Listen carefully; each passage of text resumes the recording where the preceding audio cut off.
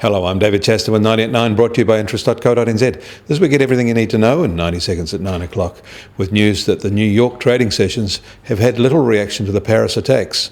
In fact, equities are higher today by more than 0.5%.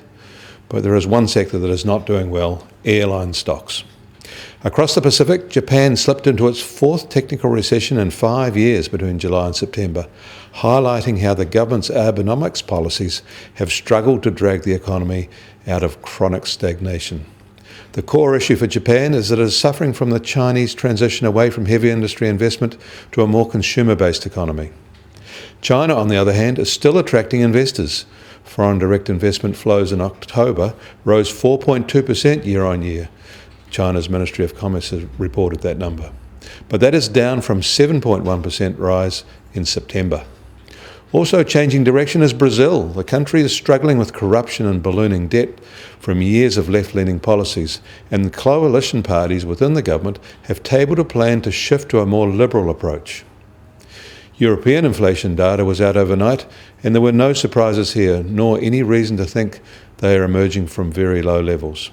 Most of the small nations are in deflation, and the larger northern members have low to moderate inflation. In the US, there was some regional factory data out overnight that was pretty soft. In New York, the US Treasury 10-year yield benchmark has held in mid-afternoon trading, now at 2.26%. Futures market positions on rising American interest rates have reached a 6-month high, yet few analysts and traders expect to see rates continue to rise for long. The US benchmark oil price is also unchanged, now at just over $41 a barrel, while the Brent benchmark is at $44 a barrel. And believe it or not, the gold price is only marginally higher at $1,085 an ounce, which I have to say indicates a very restrained response by risk investors. Copper, on the other hand, has fallen to more than a 6-year low.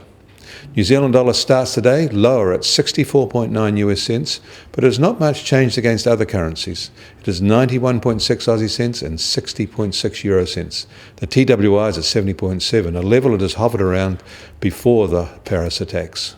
I'm David Chaston. That was 90 at 9, brought to you by interest.co.nz.